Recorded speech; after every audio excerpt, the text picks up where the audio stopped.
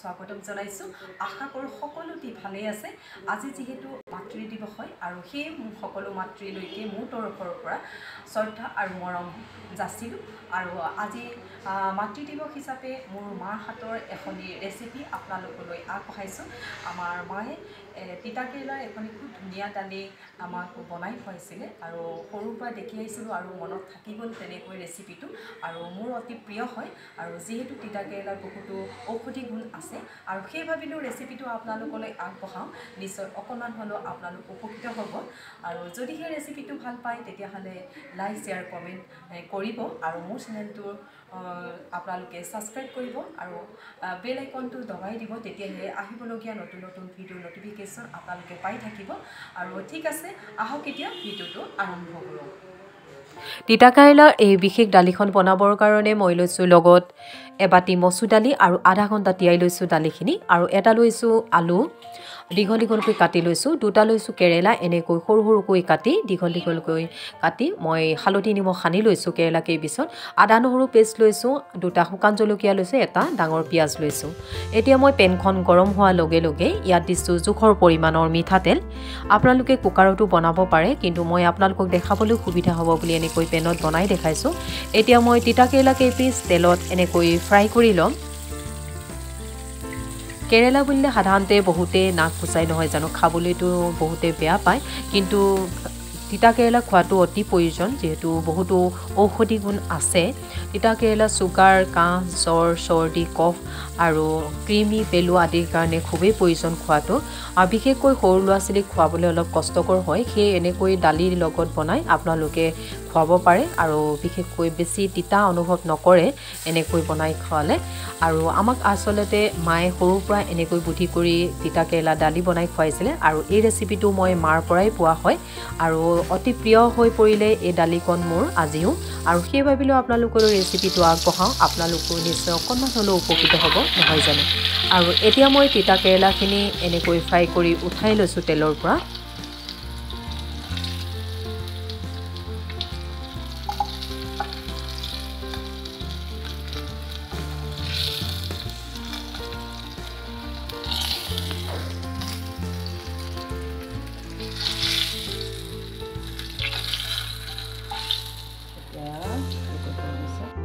এতিয়া মই আলু কেইপিচো এনেকৈ তেলত ফ্ৰাই কৰি ল'ম আপোনালোকে আলু নিদিলেও একো নাই কিন্তু আলু দিলে তিতা কেৰেলাৰ দালিকণ আৰু গ্ৰেভি হৈ পৰে খাবলৈ ভাল লাগে সেয়ে মই এটা আলু কাটি এনেকৈ ফ্ৰাই কৰি লৈছোঁ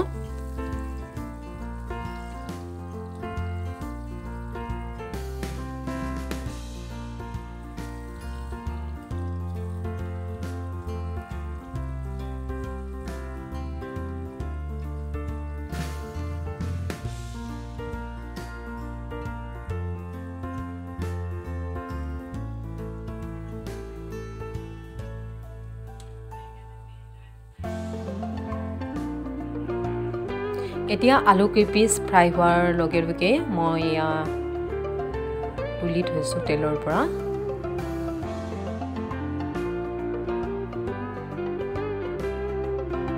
তিতা কেৰেলাত যিহেতু এ আৰু চি ভিটামিনো থাকে আৰু এ আৰু চি ভিটামিন থকাৰ কাৰণে আমাৰ স্কিনৰ কাৰণে অতি উপযোগী হৈ পৰে তিতা কেৰেলা এতিয়া মই তেলখিনিত অলপমান পাঁচফোৰণ দিছোঁ পাঁচফোৰণ যিহেতু পাঁচফোৰণৰ পৰা আমি জিংক পাওঁ আৰু সেই মই সকলো বনালে মাছ মাংস তৰকাৰী দালি যিয়ে নবনাও লাগিলে মই তেলত পাঁচফোৰণ অকণমান ব্যৱহাৰ কৰোঁ আপোনালোকেও যদি পাৰে কৰিব পাঁচফোৰণত বহুতো ঔষধি গুণ আছে আৰু এতিয়া তেলত পাঁচফোৰণকেইটা ফুটাৰ পাছতে মই দি দিছোঁ শুকান জলকীয়া দুটা এনেকৈ সৰু সৰুকৈ ভাঙি দিছোঁ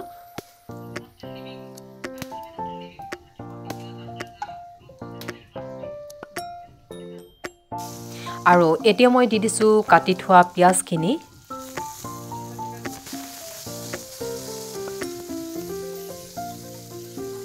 পিঁয়াজখিনি অকণমান ৰঙচুৱা হোৱালৈকে ভাজি ল'ম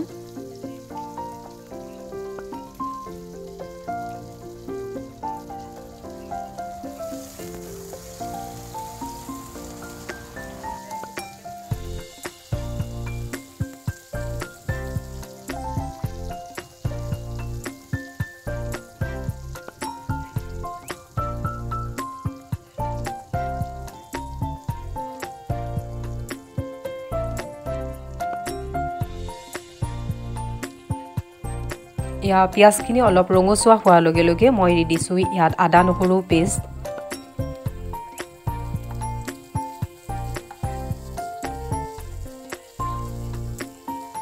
আৰু আদা নহৰু কেঁচা গোন্ধটো যোৱালৈকে মই অলপ ভাজি থাকিম।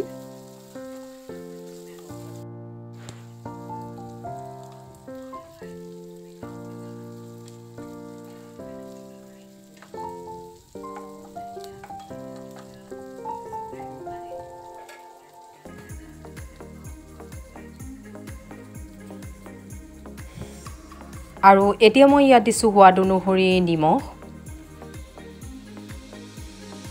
আৰু প্ৰয়োজন অনুসৰি মই ইয়াত দিছোঁ হালধি।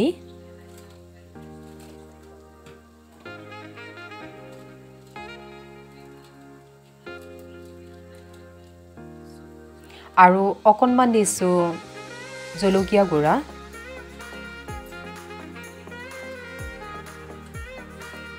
অকণমান দিছোঁ ধনিয়া গুড়া। আৰু এয়া দিছোঁ জালুকৰ গুড়া। আৰু এতিয়া মই মছলাখিনি অকণমান ভাজি ল'ম।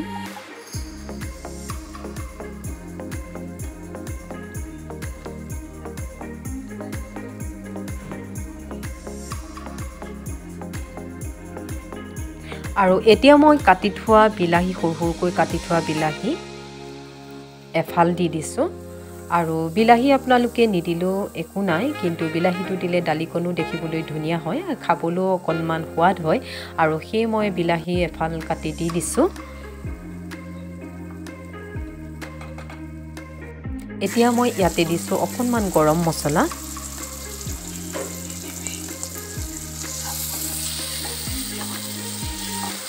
এতিয়া বিলাহীটো সিজালৈকে মই অকণমান ভাজি ল'ম।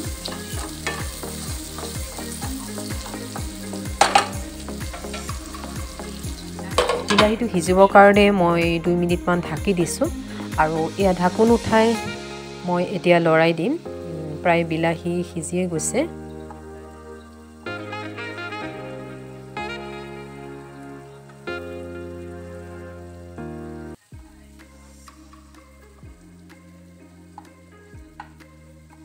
এয়া বিলাহী সিজি গৈছে।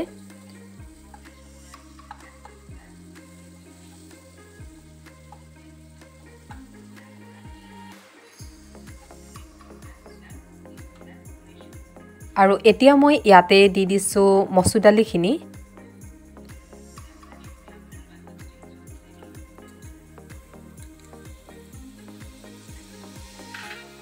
মচুৰ দালিখিনি আধা ঘণ্টামান তিয়াই লৈ ল'লে সোনকালে সিজিবলৈ ভাল পায়। সেইকাৰণে দালিখিনি আধা ঘণ্টামান তিয়াই থ'ব লাগে, যিহেতু কেৰেলাৰ লগত বনোৱা হ'ব। আৰু দালিখিনি ৰঙচুৱা হোৱালৈকে মই এতিয়া মছলাখিনিৰ লগত দালিখিনি ভাজি থাকিম অলপ টাইম। আৰু ইয়াত দেখিছেনে, অলপ টাইম ভজাৰ পাছত মচুৰ দালিখিনি ৰঙচুৱা হৈ পৰিছে।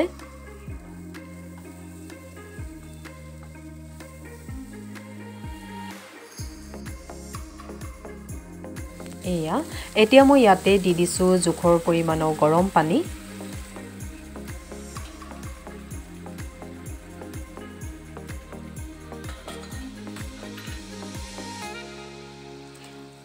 আৰু অলপ দি দিছোঁ, যিহেতু দালিখিনি সিজিব লাগিব।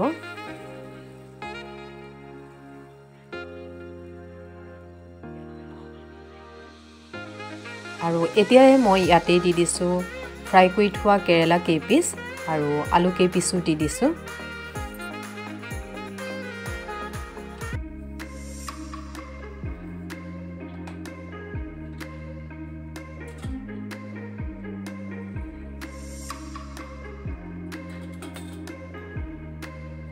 আৰু এতিয়া ঢাকোন লগাই উতলিবলৈ দিম দালিখিনি। আৰু ইয়াত দেখিছেই দালিখিনি খুব ধুনীয়াকৈ উতলি আহিছে।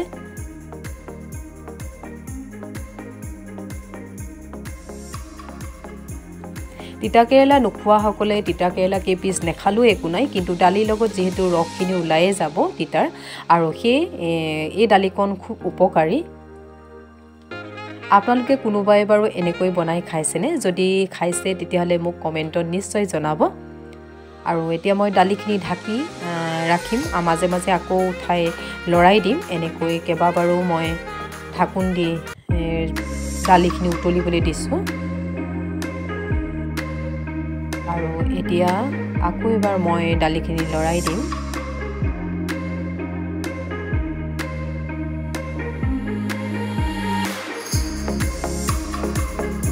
ইয়া দালিবোৰ সিজিছে আৰু অলপ সিজিব লাগিব আৰু ৰংটো খুবেই ধুনীয়া হৈ পৰিছে আলুখিনিও অলপ সিজিবলৈ বাকী আছে এতিয়া মই আকৌ এবাৰ ঢাকি দিছোঁ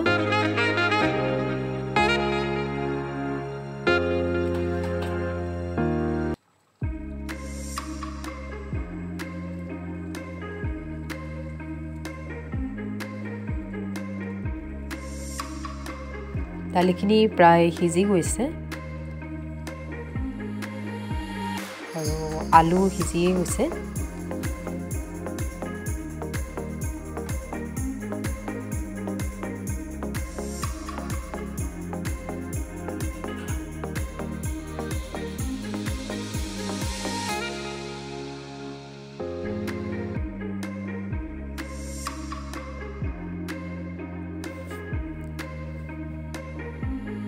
কেৰেলা ধুনীয়াকৈ সিজি গ'ল দেখিছে আপোনালোকে আৰু ৰংটো খুব ধুনীয়া হৈ পৰিছে দালিখনৰ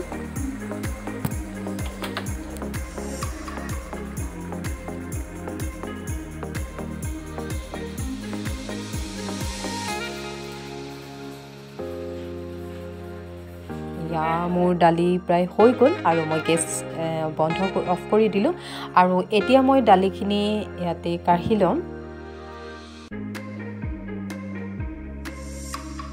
এয়া কি ধুনীয়া হৈছে চাওকচোন খাবলৈ খুবেই টেষ্টি হৈছিলে আৰু তিতাটো একেবাৰে গম পোৱা নাযায় অকণমানটো যিসকলে নেখায় তেওঁলোকেতো অকণমান তিতা পাব পাৰে কিন্তু সদায় যিসকলে খাই ভাল পায় তেওঁলোকেতো গমেই নাপাব কিমান তিতা হৈছে নেকি আৰু দালিখন খুবেই ধুনীয়া ৰঙৰ হৈ পৰিছে আৰু খুবেই উপকাৰী হয় এইখন দালি আৰু আজি মোৰ ৰেচিপিটো ইমানেই আছিলে আৰু যদিহে আজি ৰেচিপিটো ভাল লাগিলে তেতিয়াহ'লে লাইক শ্বেয়াৰ কমেণ্ট কৰিব আৰু মোৰ চেনেলটো প্লিজ ছাবস্ক্ৰাইব কৰিবলৈ নাপাহৰিব আৰু ওচৰতে থকা বেল আইকনটো দবাই দিব তেতিয়াহে মোৰ আহিবলগীয়া নতুন নতুন ভিডিঅ'ৰ নটিফিকেশ্যনবোৰ আপোনালোকে পাই থাকিব আৰু আকৌ আহিম নতুন নতুন ভিডিঅ'লৈ আপোনালোকৰ